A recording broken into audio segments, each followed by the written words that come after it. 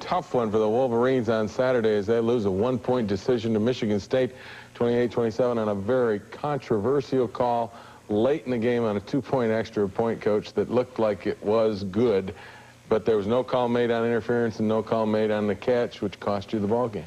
Well, I think it's going to be obvious to our viewers what happened, Jim, and you never like to wait till the last play to decide a game, and I'll give Michigan State credit. They came in into our place and played hard, and yeah, we feel we had a chance to win the game, and with the right circumstances, we did. The problem is that even though it comes down to that play, and that play costs you, really, if you look back over the course of the game, you had plenty of other opportunities that you let get away. Yeah, we got down there in the second drive. We drove the ball 80 yards down there in 4th and 1, and we didn't get it in. And there you look at it and you say, should you kick the field goal, go for it? Well, I always believe in going for it. We did last year, and we made it. And if you don't, you're putting them in a hole where they got to go 99 yards. So you're going to get good field position. And then we missed a golden opportunity on a short field goal right before half, which would have given us a 10-7 lead. One of the things about this game was it was supposed to be a defensive struggle. The first two series was anything but defense. No, there was a lot of offense. Elvis started out, and we hit John Vaughn on a swing pass for 9 yards. And John ran good today. He got 160-some yards. Here he breaks off tackle for a 10-yard gain. And he had some strong runs. Did a good job hanging on to the football, which was a real concern. Normally, there's a lot of turnovers in this game. But strong running inside the tackle, something you hadn't done against Michigan State for a while. No, we run the ball. We thought we could. Here Elvis pumps Derek Alexander, and he makes a great catch and dragging his feet in and then going out of the end zone, which is a good catch there, and that led to put us in good field position, or a good position, but they come right back and then they score on us. This is what is your big concern, is the fact that they were able to move the football fairly consistently, other than the second and third quarter. It's the weakest part of our football right now, Jim. We've not played like this, and we got to make sure that we continue we don't continue to do this. We got to make sure we can tackle. We've had too many missed tackles, people in position to tackle and don't make it, and that's tough. They didn't do anything against you. It didn't surprise you, did you? No, not really. There's always a few new wrinkles that you have to adjust to anytime you go in a game, but nothing. They just come out and played hard football, and we were playing hard, too. Here they go back to pass, and Enos scrambles and goes in the end zone. And that's not a design quarterback draw. That's a scramble, which is what he really hurt you with. Yeah, and he does a good job with it. I got to give him credit here. Here John Vaughn makes a nice, strong run here, 42-yarder. Stiff arms the guy, just about gets away. And this is our second drive where we had an opportunity to go down and score. Here we're going to hit Desmond over the middle for about 19 yards. Desmond played. He dropped one pass in here. For the most part, he's been an exceptional receiver for us. He played a great football game against Michigan State. No question. Then you get John Vaughn loose down the sideline. Now, here's where you go in there and you get down inside the 5. This is your third down play. Right. We go and we get down in there, and we're awfully close. We just about went in there. This is even very close here, whether he got over or not, but I'm not to debate that call because I'm not in a position. But, you know, we went for it, and we had him backed up then. And, you know, that one I don't second-guess myself. Same play 4 times in a row some people talked about. I thought you probably should have gotten in a couple of times on it. Right. They weren't the same plays, but it appeared to be that way to the spectators. There was a couple off-tackle plays in there. But that was a strength over there, and we should have been able to take advantage of it. Defense picked up. Mike Evans gets a sack. Then you come back through the air again and start to go to work. Yeah, Desmond caught another pass, and then Elvis comes back and hits Alexander here, and Derek should have caught that ball. We had too many drop passes, 6 of them in there, which would have made a big difference. And that cost you the ball, and they come back with a football. Here's a big interception for us. Chris Hutchinson, a mixed on that, Jim, and he got hurt there on that play, and it really killed our defense in the second half after he intercepted the ball, and then we come back. Elvis throws to Desmond again, hits him on a nice post pattern, and Desmond made a great catch, called timeout. We had an easy chip shot here, and we just kick it wide to our left. And at halftime, instead of being out in front, 10-7, it's 7-7, and you got to, at this point, feel pretty disappointed in the fact offense is moving the ball, but they've moved the ball on you. Right. We had gotten down there, you know, 2 times. That field goal that we missed and the fact that we didn't punch it in when we had it. Second quarter was slow for us. We had a couple drop balls in there, and I thought we missed a couple cuts in there running the ball. But, you know, Michigan State's a good defensive team. We knew that going in. You know, I figured that we would score 21 to 24 points in this game and have a great afternoon offensively. And, you know, I felt we could control them to at least a touchdown and a field goal. As it was, the Wolverines scored 27. It was 1 point short. Don't go away. We'll come back and look at the second half and that controversial call to close the game when we return on Michigan Replay. I don't think we were too high, too low, or whatever. You know, I think we just played our hearts out, and we came up short. I mean, that's about all you can say, you know. Anytime you're right down in, it was 6 seconds left in the game. I mean, you know, that's the type of game we knew it was going to be. We was going to have to go into the last round of the fight or whatever, you know, to win this thing. And, you know, we just came up short today.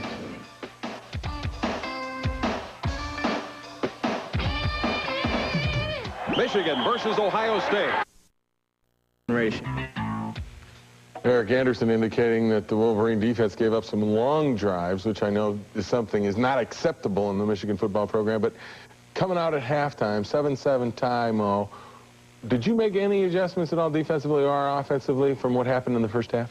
Oh, you always make some adjustments, Jim, and there's a couple new wrinkles that we had on both sides of the ball we had to adjust to, but most of those were done on sideline prior to even going in the locker room. You just reconfirm your thoughts and put in a couple new formations and things that you want to concentrate on in the emphasis. You got the ball to open the second half, and again, went to work offensively, moved it smartly. Yeah, well, they got the ball, and then we stopped them, Jim. And then here we hit Howard again for 14 yards. Then we come back and give the ball to John Vaughn. He runs good in here. We got a good drive going here. John makes a good cutback and comes out the other end. These are the tough yards you wanted him to make early in the season, and he's proven he can do it. Right, here's a big one on 3rd and 7. Elvis again throwing to Desmond. I thought Elvis threw the ball extremely well. He was on the money for the most part all the time other than the one interception. Here John Vaughn cuts back. This is a great run by John. This is effort, hanging onto the ball and just never saying die. That's probably one of his best runs of the year, really. Then you get back down inside 3rd and goal. Yeah, interference call. Yeah, they wrapped Derek Alexander around the neck. We got the pass interference to get the ball down on the 2-yard line. And then this is a controversial call. Yeah, this one isn't, Jim, so much. I knew this from the sideline. John lays the ball out. He's trying to lay it out. When it hits the ground right there, it's dead. I mean, whenever the ground causes a fumble, it's dead. Then Bunch goes over the top. So that wasn't you know, you try to do that as a player, but once the ball causes a fumble, there's no question about that. You got to lead 14-7, and maybe the toughest thing is every time you scored, they came back and answered. Came right back, and that was a big problem. A couple things here. They got to running the ball too much. Plays such as this, we got knocked out there. We got to play that tougher. And then our pass rush fails here. We don't get any pressure on Enos, and when we do, he did things like this. That was a killer there on a 3rd down and long play, and he gets out of there and runs out and gets the first down. They made a couple real 3rd long plays. This is one right here where we got everybody covered. Then he just has too much time. He goes back and he dumps a guy off that I don't even know was a primary receiver in the pattern or a secondary guy. I don't think he was in the pattern. I think he was a blocker that just kind of rolled out into the flat. Exactly, yes. So we go to the 4th quarter, maybe the only mistake Elvis made all day. Right, he threw this a little bit high, trying to get over the linebackers to Derek. We'd hit that. And here, Ike Winella makes a good interception, but we get them, and they had a personal foul on the play, blocking below the waist. We put them in a long distance from our goal line, but yet they come back, and here Enos is scrambling again, making a big play here. And they take this ball down in and score. His scrambling did hurt, and here's another one, 3rd down, and boy, they make some big things happen. So you can't give him this much time, Jim. You got to get some pressure. You got to get a guy in his face, make him throw up over the top or something. That breaks their rhythm a little bit. This is just bad tackling in here. You got to wrap this guy up and bring him down. There's no reason to have that kind of a touchdown. Now that puts Michigan State up 21-14, and there's very little time left, and this is about as big a play as you can get. Well, we thought we had this one other time where we were going to break one out there. I don't know if it's going to go for the distance, and one guy blocked it wrong. And here's Desmond again. He does a good job on the return. Got some blockers out front, makes a great catch there, then goes in for a big 95-yard touchdown. 5 minutes left in the game. You kicked the extra point. Any thought of going for 2 at this point? Yeah, I thought about it, but I thought there was enough time that we didn't have to, and if we could get the ball back and then go with the field goal or whatever. And then this is their first play following the kickoff, and this is huge. Right. Again, it's the pass rush that doesn't get there. They hit Hickson again, their tailback. He did a good job executing the play. You got to give him credit there. Then on 3rd and 8, here we get a face mask penalty right there. And that gives them another big play on 3rd down, which moves the ball closer and then sets us that run up by Duckett. And they go in and they get the 28-21 lead. But the game's not over. With 2 minutes left, your kids come back. This is something. I felt we could. I thought Elvis can throw the ball a little bit. Here's a big 4th and 6 play where he hits Desmond again over the middle to give us a 1st down. He has some key passes in here on some tough situations. This is 3rd and 3, goes over the middle to our tight end, Dave Diebold. There were big plays all through this drive, and Elvis really performed. Right. Here's one on 4th and 2. Elvis going back, hitting John Vaughn on the sideline. John gets out of bounds right away to kill the clock. I think it was like 27, 25 seconds right there. And then here's your big one. Elvis come back and hit Desmond on a good one, and that was a good play, which set up our touchdown up at the top there to Derek Alexander, who'll come back and catch the ball in a fade, give us. Go for 2 points, and here's the play. You take us through it. Right. Well, we wanted to go for 2. We wanted to win the game. We got a good streak going. We got a lot of things. Here you can see, I think it's very obvious that we go and we get tripped up here. I knew he'd tackled the guy, Jim. The thing I didn't know is Desmond Howard right now catches the ball, goes to the ground. The ground actually causes a fumble again. And basically, from what it shows right there, that is a touchdown, which counts for 2 plays. And there's there's no recourse at this point for you in any situation like that, because there is no replay in college football. You can't really, you just kind of say it's a bad call. Yes, and the only thing you can do as a coach in a football team is regroup and go play the next week. But it's sad when those things happen. We see them happening too much today in college football. Yeah, I mean, we had Colorado get 5 downs. Illinois gets a forward lateral. This one happens to you against Michigan State. It's not just happening in Michigan Stadium. It's happening all over the country. Right, and it's a thing that somehow has to be corrected, and it's just a sad thing. But what I don't want to let happen to our football team is that we dwell on that. Yeah, you don't want to make any excuse stuff. You got some football left to play. This thing is not over yet as far as you're concerned. Right, and we had some guys that didn't play as well as they could have played, Jim, and I think you know that as well as I do. And yet, I'll tell you this, we had some guys out there playing their hearts out. And, it's just one of those things, an interstate rivalry that it's a hard-fought battle, and next thing we have to do is play Iowa. And that's the next game coming up. Before we get to Iowa, though, we got to talk about a team from out east, Penn State, joining the Big Ten. That's next after we hear from Desmond Howard on that controversial call when Michigan Replay continues. I'm not going to go around talking about how the referee made a bad call or anything, because he obviously made the call which he thought he saw. But I believe if you replay the play, like it will be prior to now the news, everybody in the nation will see that, first of all, he grabbed me and tackled me. Second of all, it was a catch, and then when I hit the ground, it came out. But, the guy made the call he thought was right, so we have to live with it.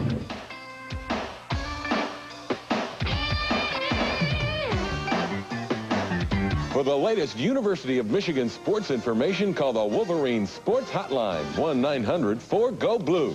It's coaches and players' comments. Athletic department was met with surprise and dismay in some circles. Even the revered leader of the Nittany Lions, Joe Paterno, was caught in the middle. I thought the whole process was such that if I were an athletic director or I was a coach at one of the Big Ten schools, I would have said, for crying out loud, just exactly the kind of reaction they had. But having talked to our president and what happened, I think it was probably a good way to do it, regardless of whether my nose was out of joint a little bit. I'm sitting there with a projector in December looking at BYO pictures. I get a call, so we're in the Big Ten. I said, what? You're kidding me. No, we're in the Big Ten. So, I mean, so I know exactly what they went through, and then I'm saying to myself, holy cat, how do we do this? How do we do that? And it's not an easy job to absorb a university we have 28 sports. The fallout from the initial announcement has settled now, and most observers feel the move benefits everyone involved. But there are still some critics. They feel the admission of Penn State spells the beginning of the end for Northwestern as a conference member. Paterno is not buying that theory, though. But I have not sensed that at all. I don't get that feeling, and I don't. Came up short, but we'll be back next week, I guarantee you that.